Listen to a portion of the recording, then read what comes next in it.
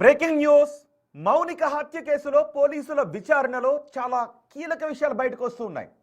మౌనికను హత్య చేసిన నేవీ ఉద్యోగి రవీంద్రతో పాటు ఇంట్లో అతని స్నేహితుడు కూడా ఉన్నట్టుగా అనుమానాలు వ్యక్తమవుతున్నాయి. కీర్తి ఎన్క్లేవ్ రూమ్ నెంబర్ 102లో రవీంద్ర కంటే ఎక్కువగా అతని స్నేహితుడే ఉండేవాడు అని చెప్పినట్టుగా తెలుస్తోంది. మౌనికను హత్య చేసిన తర్వాత వెంటనే రవీంద్ర తన స్నేహితుడికి కాల్ చేసి చెప్పానని పోలీసులకు వాంగ్మూలం ఇచ్చినట్టుగా తెలుస్తోంది.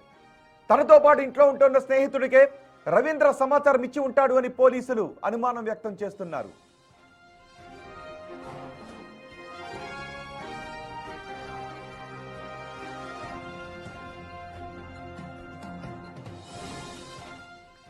మరోవైపు మౌనికను హత్య చేసిన సమయంలో ఇంట్లో రవీంద్ర ఒక్కడే ఉన్నాడా, అతని స్నేహితుడు కూడా ఉన్నాడా అనే అనుమానాలు వ్యక్తమవుతున్నాయి.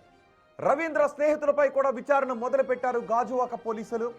రవీంద్ర మొబైల్లో అతని స్నేహితులకు సంబంధించిన డేటా కూడా ఉంటుందని అనుమానిస్తున్నారు పోలీసులు.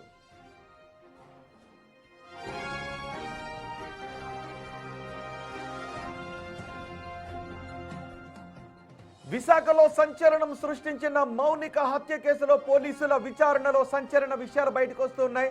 మరెన్నో అనుమానాలు వ్యక్తమవుతున్నాయి.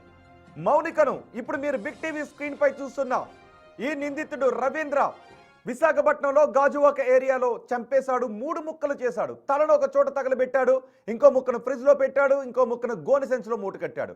ఇది ఇతను ఒక్కడే చేశాడా లేదా మరికొంతమంది స్నేహితులు అతనికి సహాయాన్ని అందించారనే విషయంపై పోలీసులు ఇప్పుడు ఆరా తీస్తున్నారు. మా ప్రతినిధి రాజు ఉన్నారు పూర్తి సమాచారం అందించడానికి. రాజు, అతని స్నేహితులు కూడా ఆ సమయంలో అక్కడ ఉన్నారా? పోలీసులు ఈ అనుమానాన్ని వ్యక్తం చేస్తున్నారంటే అందుకు సంబంధించి ఏదో అనుమానాలు వచ్చి ఉండాలి. ఏంటి ఈ కేసులో అప్డేట్స్ ఏంటి? గాజువాకలో జరిగినటువంటి మౌనిక హత్య కేసుకు సంబంధించి ఇప్పుడు అనేక అనుమానాలు అయితే బయటపడుతున్నటువంటిది కనిపిస్తుంది. ముఖ్యంగా రవీంద్ర చెప్తున్నట్లుగా ఆ మౌనిక డబ్బుల కోసమే డిమాండ్ చేసింది, అందుకే చంపేశాను అని ఇప్పటి వరకు చెప్తూ వచ్చాడు.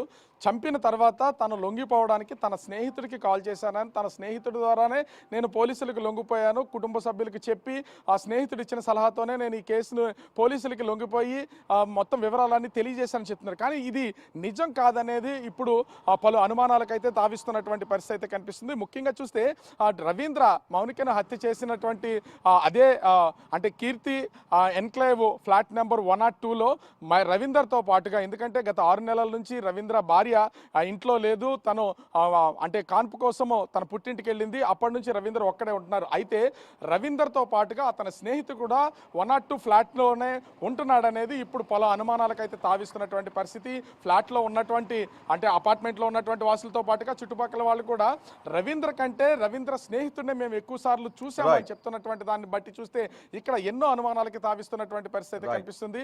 అంటే రవీంద్ర తన స్నేహితుడిని తప్పించడం కోసమే ఈ విధమైనటువంటి ఒక కట్టుకథ అల్లాడనేది తెలియాల్సినటువంటిది అయితే రవీంద్ర ఉన్నాడా, రవీంద్రతో పాటు ఇంకెవరున్నాడని తెలియాల్సింది అయితే ఉంది. అయితే డిజిటల్ పేమెంట్ రూపంలో ఉన్నటువంటి డబ్బుల వివరాలు కూడా తెలియలేదు. ఆ కోణంలో కూడా పోలీసులు అయితే దర్యాప్తు చేస్తున్నటువంటి పరిస్థితి అయితే కనిపిస్తుంది. రోహిత్, రైట్ రాజు, చూద్దాం మరి మౌనిక హత్య కేసులో పోలీసులు దర్యాప్తును ఇంకా వేగవంతం చేశారు. చాలా లోతుగా దర్యాప్తును చేస్తున్నారు. అతని స్నేహితులు కూడా ఉండి ఉంటారు అనే అనుమానాన్ని వ్యక్తం చేస్తున్నారు. చూద్దాం దర్యాప్తులో ఇంకెటువంటి సంచలన విషయాలు వెలుగులోకి వస్తాయో.